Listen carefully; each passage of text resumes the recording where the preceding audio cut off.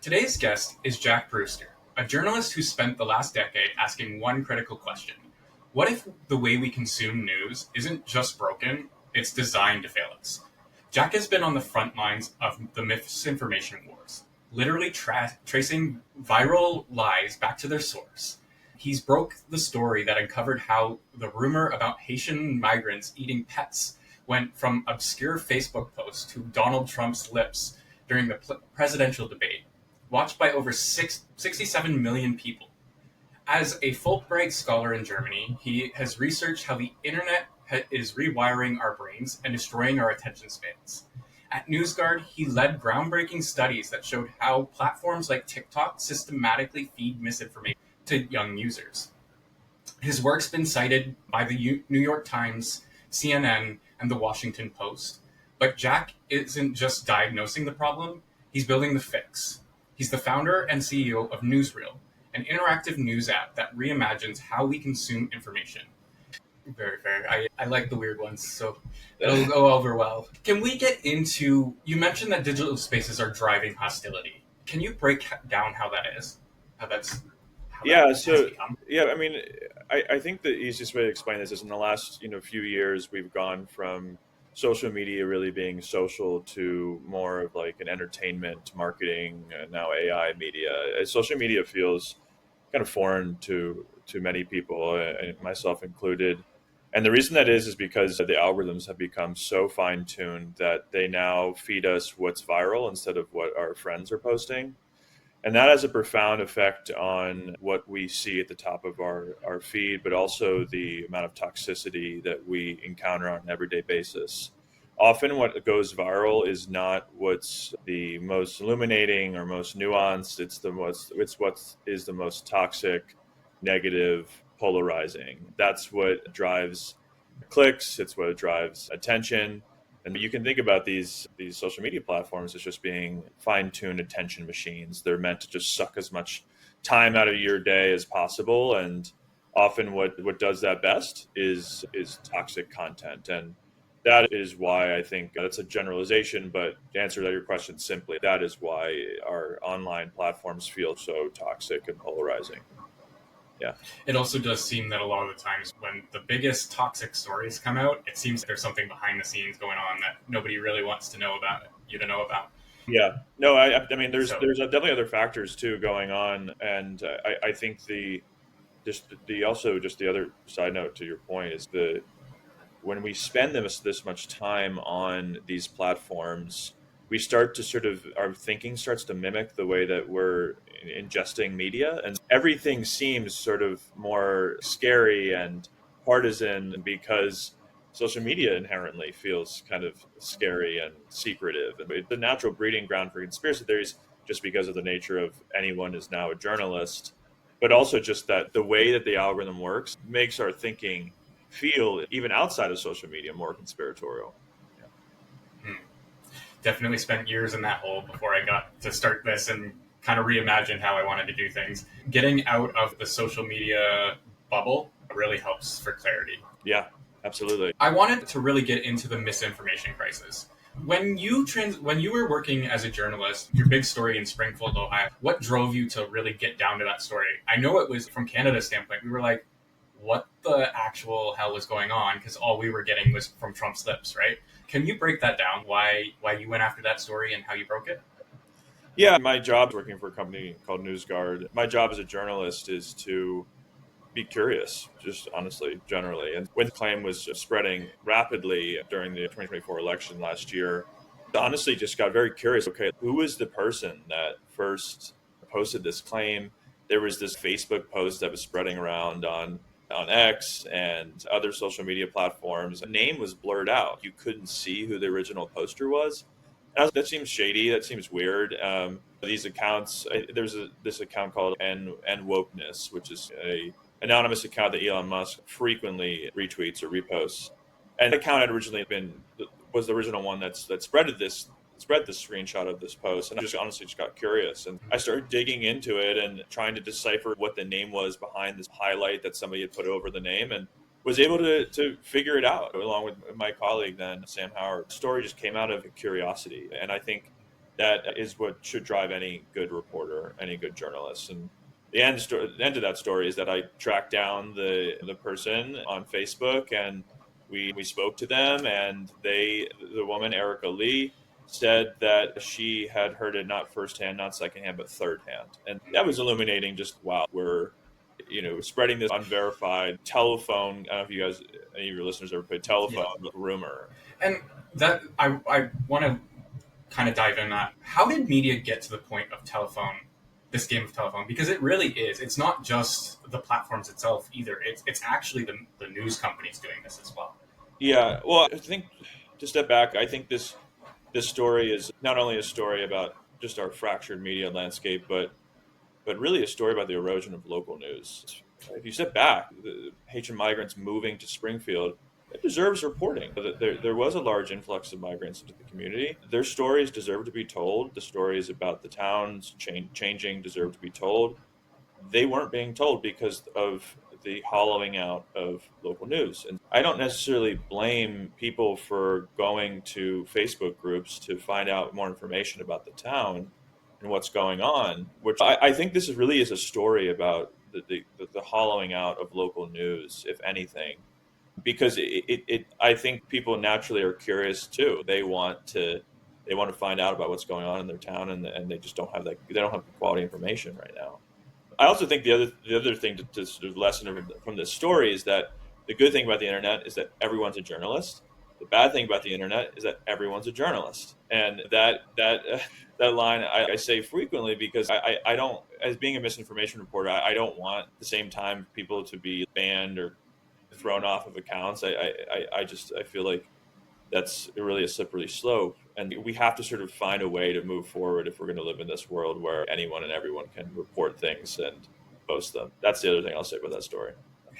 It's funny you mentioned that because the liberal government in my country right now is trying to force a bill through that can take everybody off the internet for whatever they say, and they have to keep it private, called Bill C8. I expect to go to jail, to be honest with you, just because I speak out about the things with actual data. But yeah, they can silence you, and you're not even allowed to say that you've been silenced. That's also deemed illegal in this bill. Sorry, I just wanted to highlight that for my audience. From some of my Canadian friends too that it's really, they have a lot of problems with it. Yeah. It is scary times to be in this. I try and do my best to drive out what the real story is by data. I'm using my AI to actually search the sources, find the information, and then going out and asking the people. I would love to go and just ask the person themselves, hey, what was your thought on this? I'd love to just talk to Mr. Beast and just be like, what's your thought on this? Why haven't you built your own anime studio or things like this? Just to kind of make it more transparent that we're all human. Mm-hmm. We're all trying to have these great lives, and people need to stop thinking that everybody has ulterior motives to things. Because that's the other side that comes out of it. Everybody thinks everybody has an ulterior motive. But I think that's because big tech has designed the platforms in the way that they have, where we're the product, not the user, not the customer, right? I don't blame anyone for thinking that people have ulterior motives or that everyone's trying to sell you something. Why on TikTok now do you rarely see sort of like polished ads? It's because companies and influencers have figured out everyone's skeptical because TikTok's basically just a giant marketing platform. And then now you have to be really authentic and weird with your videos to sell things. I don't blame people for feeling that. I think the amount of time we spend on these platforms really breeds that sort of skepticism and nihilism and overall distrust. Yeah. Very fair. Let's get into your solution. Can you tell me a little bit about Newsreel? Yeah, I could come on and say this is the end solution. I think it's a dent in a very, very big problem, just to be very clear. I think we need to design new communities and platforms for people to connect with the world around them. I think social media has honestly plateaued. I think that people are tired of AI slop. I think they're tired of everything I just spoke about people selling them things constantly. At the same time, they like getting digestible news on their phone. And TikTok has exploded as a source for news recently. And I don't think people are going back to their parents' news publication. I don't think they're going to go back to reading 1,500-word articles, at least on their phones. And I think there's an opening there, right? People are tired of the toxicity of social media. Many of them are tired of the amount of false claims and AI slop and low quality media that they see. the same time, they don't have the time or attention span for reading 1,500 word articles. And there's an opening for something in between. And that's what I want Newsreel to be. I think it's already what it is. And that is a digestible, interactive, and gamified news app. All the news is written by our team of journalists, by human beings. I know it's crazy to say, but the app is really designed for the digital age at the same time. It feels very quick and native and fun and engaging, just in the way that social media kind of spikes your dopamine levels. We've done that on a healthier, much healthier way. It rewards you for reading the news every day. It helps you build a habit. It helps you like interact with the news in new cool ways. Like we poll you, we quiz you, we show you how your polling results have changed over time. We're not only giving you information about the world, but also information about who you are as a person. And that's the short-term vision. And the long-term vision is to build a healthier social network on top of the news. And that's what we're working on right now and will be coming soon, because TikTok is about to change. It's about to come under new ownership, at least in the US here. Yeah. I think there's a huge opening for more niche communities that people. I'm not naive. I don't think we're going to take away everyone from social media. I don't want to. They can always go to TikTok and do a brain break there and look at weird AI slop videos. But if they want to spend 5 to 10 minutes of their time actually getting a return on investment, meaning a return on investment not for their money, but for their time, their attention span, they'll go to Newsreel and they'll learn about the world around them and get high quality news delivered in formats that they're used to. I was playing around with Newsreel. It was very engaging, and it notifies you if you miss a step or a day, just so that you keep up on it. The one question I have in that is, do you not think that having an everyday streak kind of erodes a little bit there? Because I think of my parents growing up, and they're every day read the news, and every day they were worried about the news. Do you not think that having an everyday streak ends up in that habit of just worrying what's going on in the world as opposed to actually working with it? Yeah, we designed the streak system to actually be one story. You don't have to read everything. You can choose what you want to engage with. So if you're not feeling you want to engage with news about Trump that day or news about something very dark, you don't have to pick that story. You won't lose your streak. I think coming soon will be using your points to be able to freeze your streak and things like that, because I'm a news junkie myself. I'm a journalist, but I'm not naive. I know people have lives and they don't always want to read about the things going on in the world. At the same time, I think there's a lot of avoidance going on right now, even being measured by academics. And I don't think that's a solution either. I have an opinion on this, and I think people should engage with the world around them and need to read the news. And I'm just trying to do it in a healthier way and make it a place where the news cycle stops. We're not asking you to keep reading. It's not an endless feed TikTok. We're asking you to come once a day, 5 days a week, and engage with the news, and then go on with your day. I really do appreciate that you give quizzes at the end and just say, what did you read? Just to reinforce they're gaining the knowledge, not just reading it and being, okay, whatever.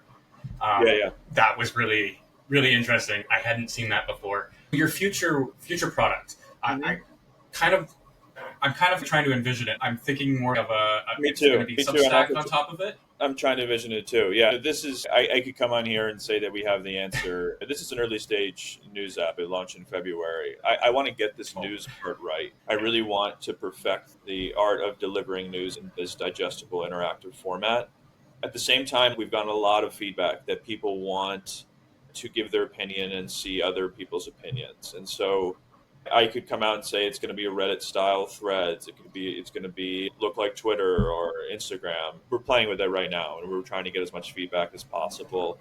And what I really don't want to have happen is that this becomes part of the problem, right? I understand people want to give their opinions, but once telling you audience and anonymity, it's almost always a problem. It's something that I'm just stuck in my brain, honestly. And I don't want to spawn that migrants are eating cats and dogs because I've opened it up to where people can comment and say anything they want. Really, really strike that balance. I think there is a way to do that. I just don't have the full answer yet. So maybe your listeners give me the feedback I need.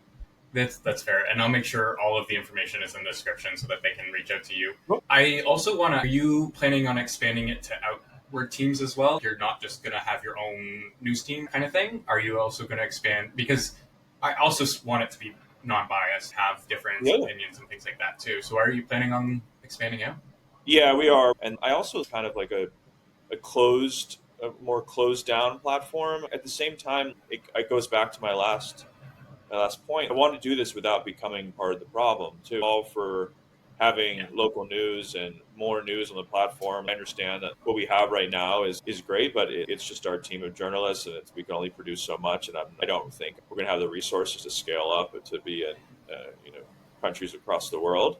At the same time, Yeah. I want to make sure that we don't just allow anyone and everyone on here. My vision right now for it is that news outlets, local, national, maybe some creators too as well, and the ability to sort of customize your stack over time is kind of what I envision.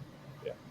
That's amazing. I can see it, and I can see how it will be helpful, especially for somebody like me who likes the news and not the commentary that I get with the news. Yeah. I just want the information so that I can do with that information, which is 9 times out of 10 what the normal person is doing with the news. They just want to know so that they can get on with their day. Yeah, absolutely. And the problem is that that doesn't bubble, as we go back to our first point, that stuff does not bubble up to the top. Nuance does not bubble up to the top.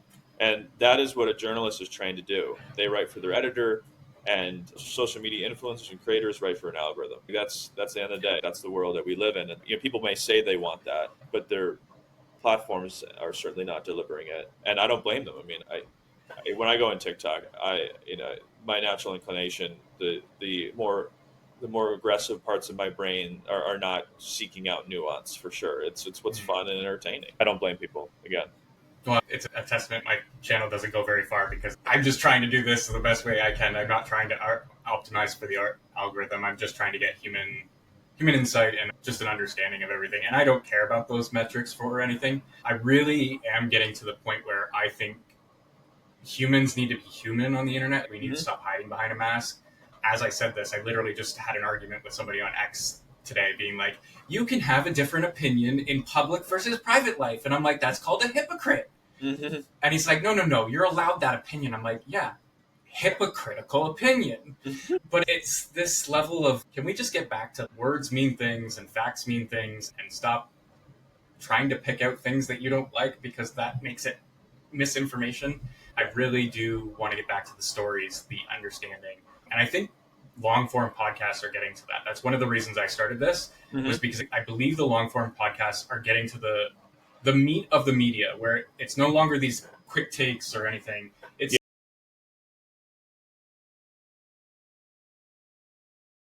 in-depth, nuanced conversations about these topics, getting more understanding. And of course, those feed the algorithms. Just hopefully we can change them to be good. What would you like out of the government to kind of protect the news? I think in the United States, particularly free speech, I think being able to say things that people disagree with and to not have interference in anything that the both influencers and creators and journalists write or say. And I think that's something everyone can agree with. And I'm not, without commenting on our politics, I think that's an opinion that's perfectly reasonable to have. In this country, we're really having a lot of debates about that right now, and I think we're in this interesting time where journalists and the influence of mainstream media is declining. At the same time, we're having these battles about what those outlets can and cannot say, and what people on the internet can and cannot say. We've moved on from, I think, this, at least in the U.S., trying to ban people on social media platforms. That was a free speech discussion a few years ago, to now the Trump administration pressuring large corporations through back channel ways, right? The Jimmy Kimmel thing. There's other examples as well. Colbert. I think we're in this very interesting time when it comes to free speech, and I as a journalist, I try to really not to have obviously political opinions, but I do think an opinion that I'm perfectly comfortable having is that I believe everyone should have the opportunity to say what they believe and to hear what they don't agree with, and for it to not have any interference by the government. Yeah. That's fair. I was talking to the head of the Solutions Party, and he was talking about how we should have credentials for journalism. But then I started thinking into how do you define those credentials? Who Yeah. gets them? We're in a very scary space, and I'm just hoping that there's some good guy out there building an AI that's just, you know what, I'm going to build something that's just good for humanity. And there are a few people out there, Elon Musk of Stability and a few others, but I hope we can get to the point where people like you are actually getting ahead in the algorithm and showcasing what's true.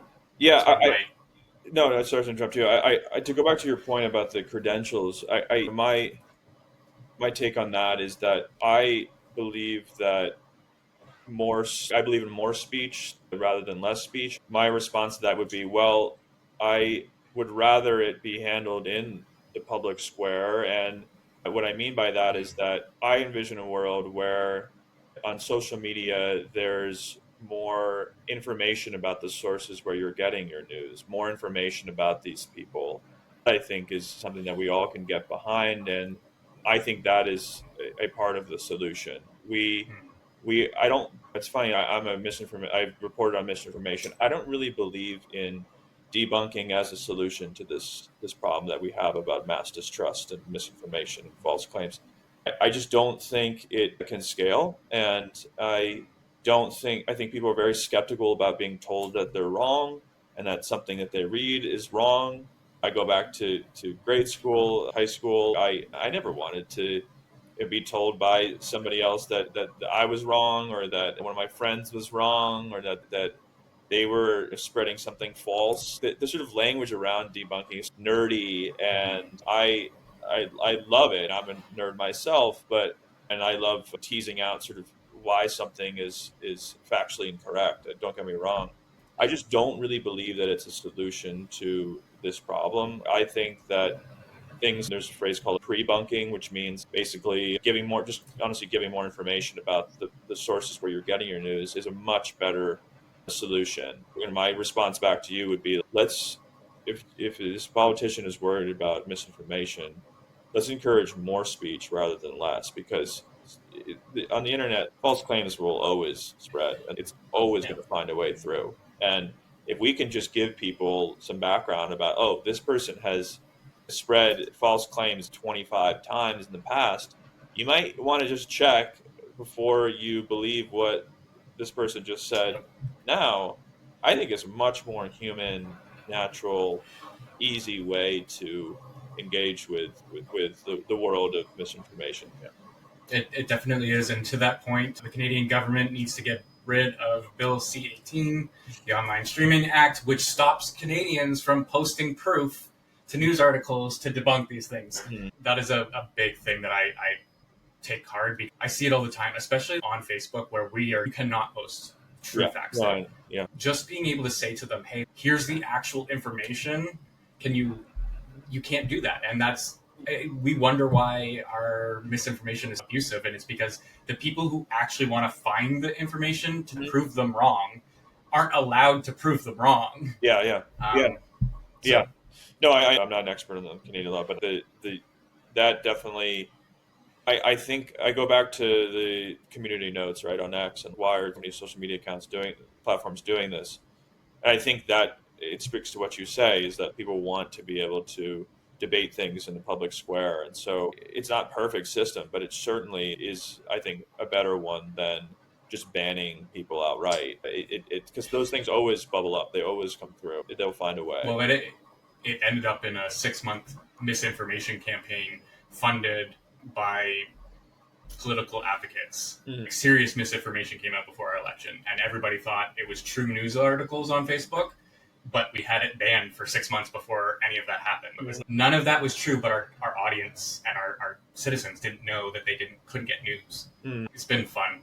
But anyways, I know we're at 30 minutes. I want to give the last little bit to plug anything you need or say any final words to our audience. Nothing really to plug. I want your feedback. I want your listeners' feedback. It's free. It's free to download. We do have a premium tier, just means more stories. But I would love your audience's feedback. I want to hear what they think, whether they like or hate it. I hope that all your listeners will try it out. And I look at this as not just wanting to convert your listeners to Newsreel readers. I really want them to be a part of what I see as a movement that's not just started by Newsreel or participated by Newsreel. It's really involves, I think, millions of people around the globe wanting to advocate for and use better information sources to have a more productive discussion and to do it in a way that doesn't feel like you're eating spinach. And I think that's a world that I think can exist. And I think we're at an inflection point. And I know people always say that, but I very rarely say that. You're going to have to just trust me. And I say that because last week, what we saw two major companies, Meta and OpenAI, launch what amounts to basically AI slop social media platforms. And I think social media as we know it is really dying. And we need to try and advocate for new ways of accessing information and learning about the world around us and having robust debate. And I hope one part of that puzzle is Newsreel. Please help me shape that world and download it and share it with your friends. So I'll make sure it's in the description notes down great. below. And actually, after this episode, I'm going to probably post it all across things to get people included. Great. Thank you very much for coming on. And to my audience out there, stay weird.